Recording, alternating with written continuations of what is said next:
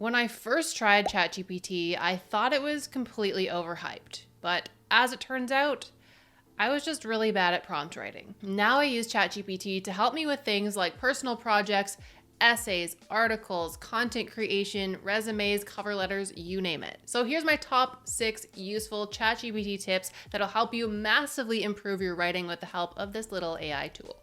Let's get into it. Tip number 1 is to use this basic prompt structure. Now we want to avoid overly simplistic prompts, and the more specific you can be in your request, the better. And the way we can look at this is not to treat ChatGPT as this vending answer machine that you put tokens in and get answers spit out to you. Instead, we want to treat it as our personal assistant. So let me show you what I mean. So here's the basic prompt structure we want to use generally whenever we are creating a prompt. So first, we want to tell ChatGPT what action we want it to perform, whether that is to edit, to write, to critique. That's the first part of our basic prompt. We want to follow that up by telling it what format we want it to output in. So that could be an essay, bullet points, an outline, or something else. The third thing we want to do is give it a role or a style. And the last thing to include, depending on what you are asking of ChatGPT, is to provide the source if, say, you are getting it to edit or critique something. So the 4 basic components of a good prompt are the action, the format, the role or style, and then the source that you want it to look at. So for example, write an outline for an article about growing an audience on TikTok, format it in bullet points, write as if you are a TikTok marketing expert. So the action here is to write an outline for an article about this topic on growing an audience on TikTok. The format, we want it in bullet points. The role or style is to write as if you are a TikTok marketing expert. And since we're not asking it to edit anything, we're not providing a source. So those 3 components are good. All right, so this is what ChatGPT spits out. So we have an introduction, create a strong profile. Okay, it's pretty long. I'm not going to go through all of it. But because we were specific in what we asked it for in our prompt, this is a lot more nuanced and specific to what we wanted compared to if we asked something more generic. Tip number 2 is to assign ChatGPT a tone, writing style, or a target audience, or a combination of these. So to do this, you would add to your prompt, write in X tone. So some ideas for tones you could ask it to write in are formal or casual, serious or friendly, optimistic or pessimistic, professional, scientific, concise, descriptive, persuasive, or informative. Depending on what kind of writing you're getting ChatGPT to do for you, some of these are going to work better than others. So if you're writing a paper or an essay, something like scientific or descriptive or informative might work really well. But if you're writing a blog post or an article, casual or friendly might be the better approach. So for example, explain how fractional reserve banking works, write in a friendly tone.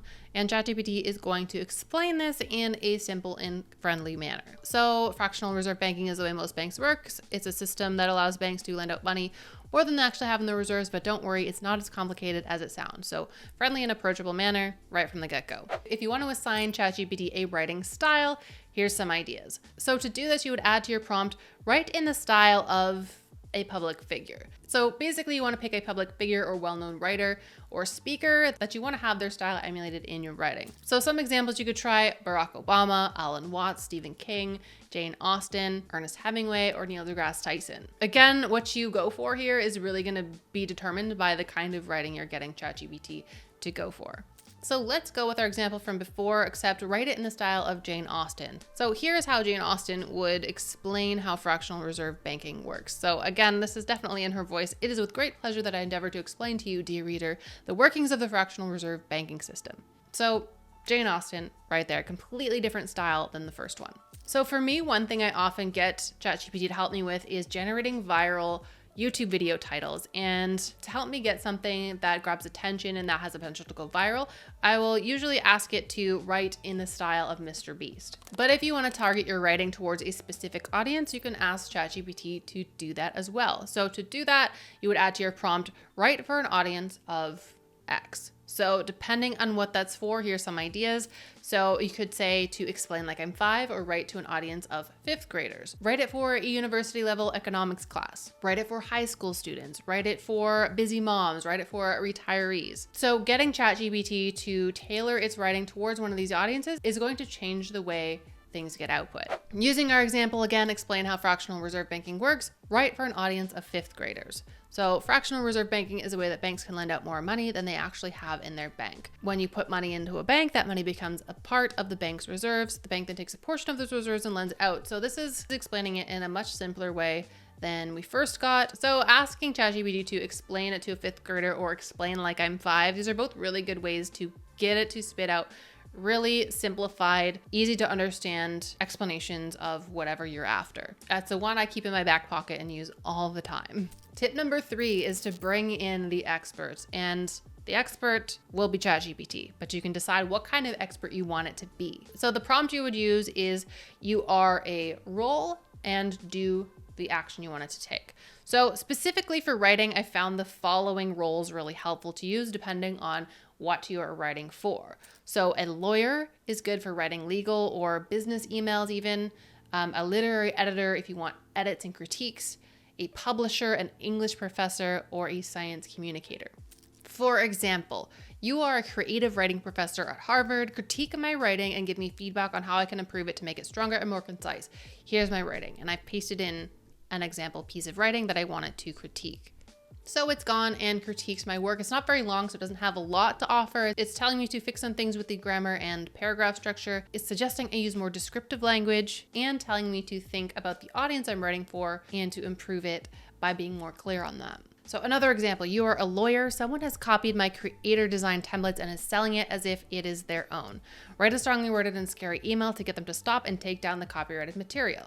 So it's going to go and do this. So dear name of the infringer, I'm writing you today as a legal representative of my name, the owner and creator of the copyrighted creator design templates that you're currently selling on your website. So if we go through and read this, this is the kind of scary worded email that might cost you a lot of money to get an actual lawyer to send for you. So ChatGPT can also be useful for things like this as well. So again, with roles, you can get ChatGPT to do a number of things from being an editor, a lawyer, a scientific communicator, whatever you need it to be. Assigning roles to ChatGPT is one of the most powerful things, and you can get it to fill so many roles and do so many things for you just by giving it that role to play. Tip number 4 is to use ChatGPT to get unstuck. Now, writer's block is something we all struggle with from time to time, whether you are a content creator, a fiction writer, or you write for your job or for school. This can be a problem, but not anymore with ChatGPT, because ChatGPT can help get you unstuck. How you would do that is you would tell ChatGPT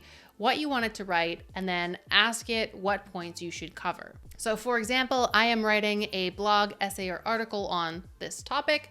Can you write me an outline with what important points I should cover? Alternatively, if you're in the middle of writing something and you're not sure what to say next, where to go, if you're getting that writer's block, you could also simply paste in what you have written and then ask it to continue writing for you and see what it spits out. That can help you generate new ideas, or it could even spit out ideas that are directly usable. Tip number 5 is to iterate, because you probably will not get exactly what you want right out of the gate, but that is okay. We're not expecting perfection right from the get-go. So be prepared to ask ChatGPT to rewrite things from a different perspective, to make adjustments, or you can simply redo your entire prompt and get something completely new from it. But the key here is to collaborate with ChatGPT, to have a collaborative conversation that goes back and forth instead of just putting in one prompt and expecting one thing and then trying again. So let me show you what this would look like. So for example, write me a 5-paragraph essay about starting a container garden.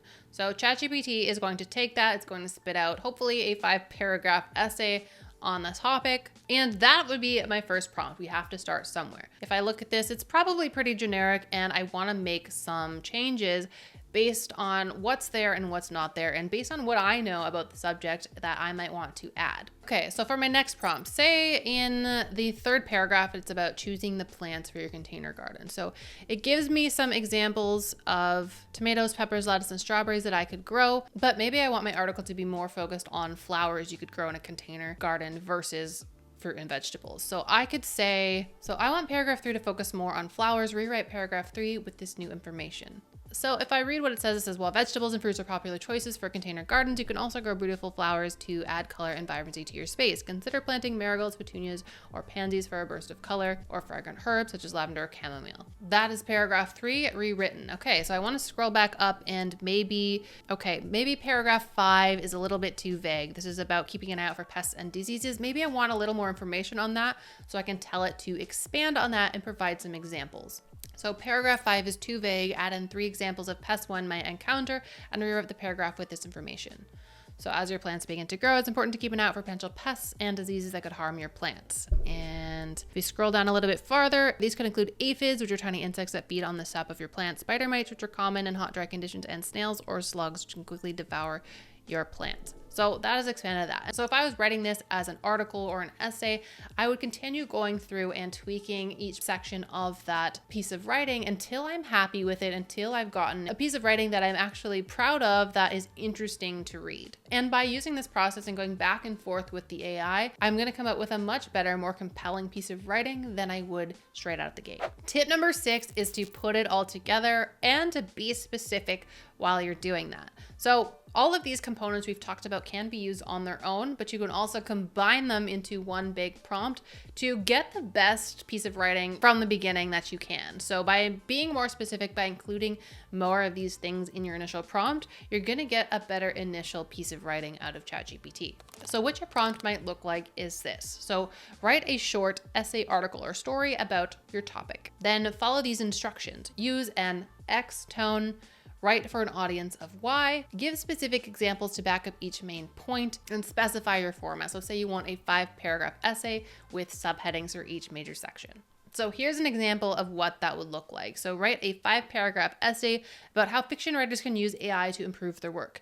Follow these instructions. Use a casual, friendly tone, written for an audience of beginner writers, give specific examples to back up each main point, format, include topic headings for each main section, and make sure to cover idea generation, getting AI to critique your work, and different writing styles. So if we go down and look at this, it looks like ChatGPT has done a pretty good job of following my instructions. It's in a casual, friendly tone. It has covered the 3 examples that I wanted it to cover, and it's done the heading format that I want in different paragraphs. So it spit out a pretty good starting point that I am going to approach and probably do some back and forth with the AI to get this piece of writing to where I want it to be. And that is how you get way better results from ChatGPT than like 99% of other people. Keeping these prompting tips handy and in mind when you are using ChatGPT is going to help you really improve your writing. And to make that easier for you, I've bundled all of the best prompts and examples into a cheat sheet that you can download and grab for free up here, and have that with you whenever you are using ChatGPT to do any form of writing. And again, that is completely free. You can grab that at the link in the description below. So those were the tips that I personally found were most helpful in getting me to write better using ChatGPT. I hope there was something in there that you found helpful. If there was, please make sure you give me a like, hit subscribe, and share it with a friend. If you're interested in more tips on how to use AI like ChatGPT and Bing to get the most out of your school, your job, your personal projects, or whatever, then check out one of these videos next. This one covers specific tips for Bing and this one for ChatGPT. As always, thank you so much for watching, and I will see you guys in the next video.